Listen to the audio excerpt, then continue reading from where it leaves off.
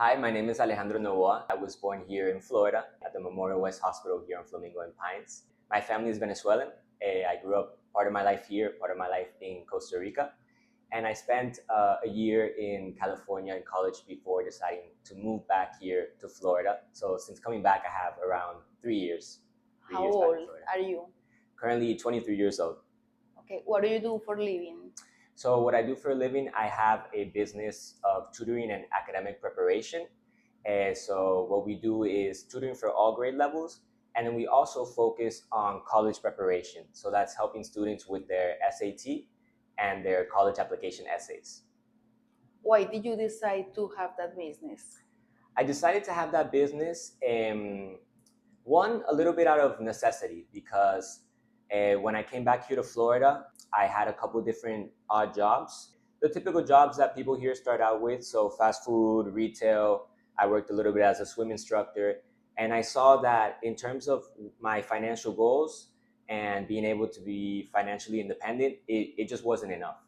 And so I was thinking to myself, what can I do to increase my month to month? And I have my parents who are as well business owners, and my dad has always been somebody who has pushed a lot the idea of having your own business. So I thought to myself, what business could I have? What am I good at? And tutorings came up because that's something that I did in school, not as a formal business, but just as something to make a little bit of money on the side. I was always very good at math and science. And I decided to dedicate myself to the niche of college prep because I learned a lot about the college application process during my time in high school. The director of that school was a graduate from Yale, and he worked as a college admissions officer. So he taught us a lot about the process. How many subjects do you have in the tutoring that you offer? The tutorings that we offer, every single subject that you see in school. So math, science, reading. And then apart from that, preparation for the SAT, and then counseling and preparation for the applications, the college applications. Do you employ people? Yes, I hired my first employee, another tutor to work with me last year. And that was a very interesting experience because it was very exciting and very surprising for me to have an employee when I know I had only been an employee myself. So now you have one employee. Yeah. He works how many hours per week? She works. Oh, it can vary. Yeah, she works. She works from Costa Rica, so she works remote because the tutorings that I do are mostly online. So she handles clients that would only be online, and she can do close to 10 hours a week. No, that's fantastic.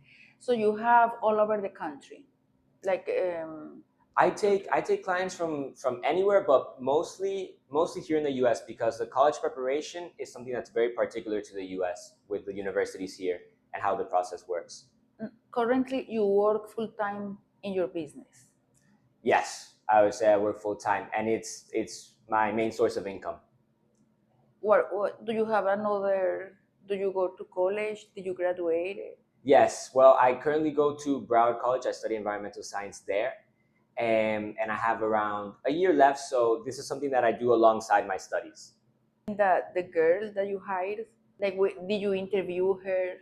Because Yeah. you don't have experience. Yes, it's true. Luckily, she came referred, and because she was the daughter of a family friend, so there was already some degree of familiarity. I think that made it a little bit easier because we already knew each other somewhat. But when I interviewed her, I simply took it as a chance to have more of a conversation to see if her interests aligned with my interests in terms of the amount of hours, the flexibility, what she knew how to teach. And just the main thing I was looking for was somebody that I knew would be reliable. And she gave me that impression. Are you fluent in Spanish? Sí. Your customers, are they from? A lot of them, because we're here in South Florida, yes. A lot of them are Hispanic, and a lot of them, the kids might speak Spanish and English, but the parents will only speak Spanish or maybe a little bit of English. So me ayuda bastante también hablar español. That's a benefit. It's very, very super important. It's such a benefit here in South Florida to communicate with everybody. You really need to speak both languages.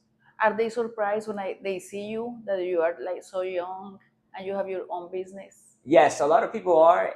I go to a networking called ABN, and we go to that every Wednesday with my dad. He's the one who introduced me. And most of the time, I'm the youngest person there by like a good amount. I went to once. Oh, yes? Okay. Yes. Well, I'm usually the youngest person there by a lot. And At first it was a little bit intimidating, but overall it's exciting for me because I feel like, wow, like I feel very proud of myself, because I know that it's a little bit unusual perhaps to be at this age already, like having your own business. And I'm really grateful for the opportunity to be socializing with other people who are a couple steps ahead in that. At that level. Yes, exactly. Congratulations. Yeah, thank you very much. If you have to give an advice to another like young person like you about business, That's a great question. I would say my best advice would be to try things. To try things. When I started this business, I wasn't sure if it was really gonna click. I started this business honestly with the idea that it might make me a couple more $100 a month. That's what I was going for. I was like, I'll keep my full-time job. I'll do a couple tutorings on the side, and that'll at least help me be able to save up a little bit more. Yes. And by itself, and also by the work that I put in, it grew naturally. So I think for most things, like I didn't start the business knowing what it could turn into. And it's not a multi-million-dollar business now, but it provides me a lot of great things. Like it provides me the financial independence that I was looking for. And so when I started it, I didn't even think that it could possibly do that. I just thought maybe a little bit of extra income, but it grew. And so I wouldn't have been able to know that if I didn't just start it. I had to start without knowing a little bit. You kind of just start with the idea and you go from there. How do you do your marketing? Right now, my marketing goes through, my main source of marketing is through a magazine. So I've chosen, because my business is still, I'd say, like on the smaller scale, my budget for marketing isn't that great. I'm very selective with my marketing. And so I've chosen to put an ad specifically in this magazine that I know is distributed in schools. It's called Sports and Activities Directory. Oh, okay. And so things like that, like since I know my budget for that is a little smaller, I focus on things where I know I'm reaching my target audience. So a magazine that I know is specifically going to children and their parents. Oh, okay. Have you had like a bad experience? A bad experience? With one of the clients? Honestly, no bad experience, but definitely learning experiences. Okay, learning. Definitely learning experiences. Like for example, with something like the SAT preparation, I realized like a little bit after working with a couple clients that the strategy that I was using, that there was a more effective strategy. Oh. So things like that. Like I realized that for something like SAT, it's really a lot more effective if you not only give the tutoring session, but you assign homework and you have them work on something on their own time and they come back with that solved. Okay. Because if not, they might forget it. So things like that, like I've been tweaking. So you make sure they are learning. Exactly. Practicing. And that is like a learning process. Like as they are learning to be better students, I'm learning to be a better tutor and a better educator. So I've had processes like that where I see, okay, perhaps this strategy that I was using to teach them, there's a better one. And I switch. Have you received complaints from parents or like a bad review? Do you have a website? I do have a website. I haven't had like a super terrible review from a parent or anything, but I have had parents, for example, that were working with me at one point decide not to continue because probably they felt that maybe their child wasn't like really understanding the way that I was explaining. I think in terms of that, it's understanding that like one, you can never be perfect. So like you're always gonna get possibly a bad review. It doesn't necessarily mean that your service was bad, but maybe it just didn't connect with the other person. So I think that was specifically the case there. Like I have a learning style and perhaps their child didn't connect with that learning style. And that's okay. Like as long as you see that the majority of your reviews have you positive. Had great reviews? Yes, I have had great reviews too. And as long as you see that a lot of your reviews, the majority are positive, that should tell you that you're doing the right thing. Yes, that's the average. Yeah. That's good. If the average is good, you should be confident that you're doing the right thing. How did you see yourself in 5 years? Well, now? I think the interesting thing about starting a project like this, there's a lot of like benefits and growth lessons that come with it, with doing your own business. One, it teaches you about independence, I think. So you feel that you can create something yourself and something that you own and that you direct. So I decide how I'm going to price my services. I decide how I'm going to market my services. I decide where I'm going to market. I decide if I want to change strategy, if I feel like something is not working. All those decisions rest on me. And that teaches you, I think, a lot to deal with a lot of responsibility. And that, as a consequence, lets you dream a little bigger because you feel, okay, I am capable. If I was capable of bringing the business to this level, then you can imagine a little bit more, oh, what could it turn into? Whereas before, I only thought about it as maybe an extra income because I hadn't proved to myself that I could grow it to that level. So as you do more, you can also like imagine more of what it could be. Dream. Yeah, dream more.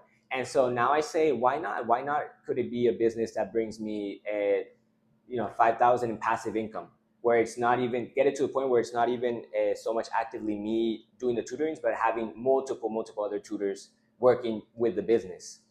What is the name of the business? Nova Tutoring. Nova Tutoring. How did you do the paperwork? Like to do the taxes, to create the corporation? Did you do it yourself or? Yeah, I did it with the taxes. It was honestly learning on through the internet, like learning on my own kind of how you're supposed to organize that. And then in some cases where I wanted somebody's opinion, and looking for professionals in that area, like tax preparers that could help me understand. Because with business, it's a different aspect, right? With the deductions and things like that you can do. I didn't know about any of that. Exactly. So I had to research it, and I also talked to other people. Okay. You mentioned something about the pricing, that you control the pricing.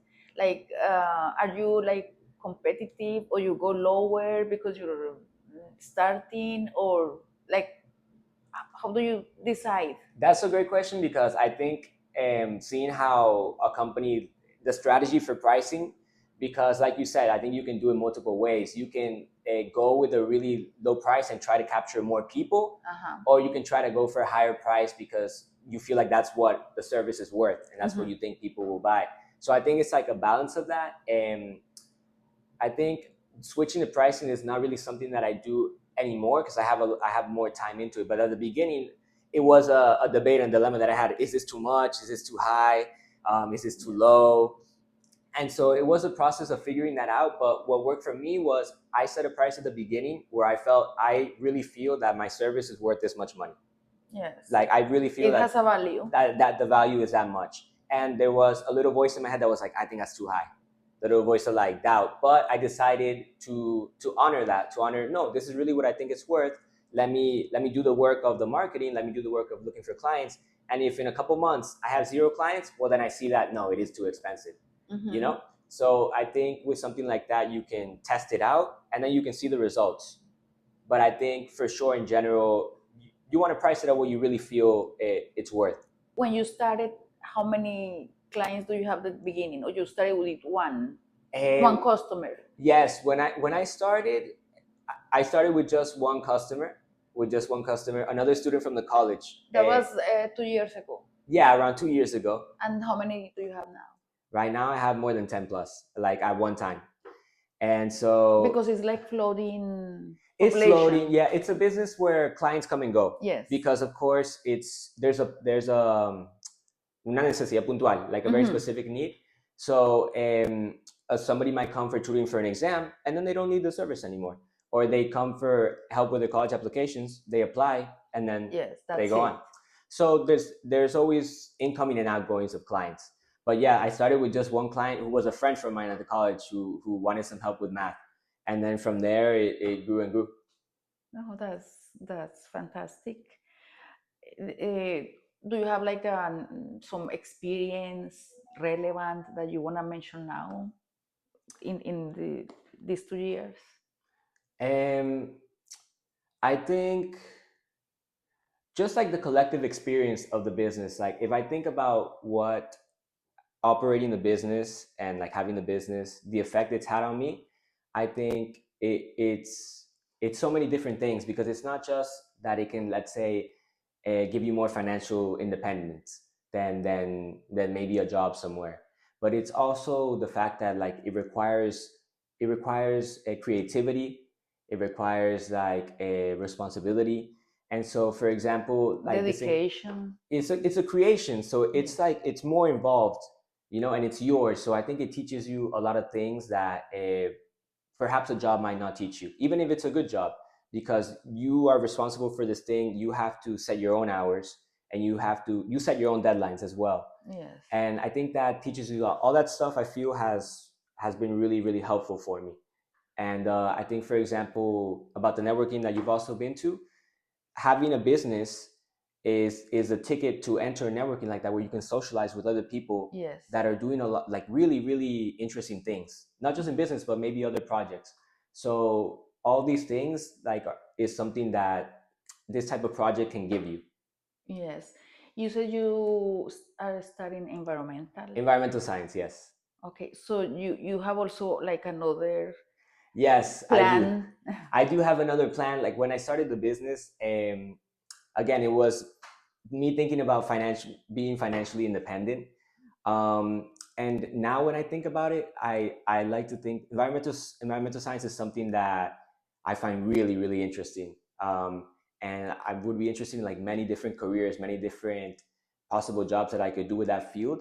But I really like the business because I'm not graduating college with the pressure of I need to get a job right away. I know I have something that can pay my bills and that I have financial independence with. Okay. Alejandro, I'm really impressed with what you have done at your age. I want to congratulate you. I know you will succeed because you started so young, and as you mentioned, you are like very responsible, dedicated. You had a strategy, and you meet like a lot of items to have what you have now.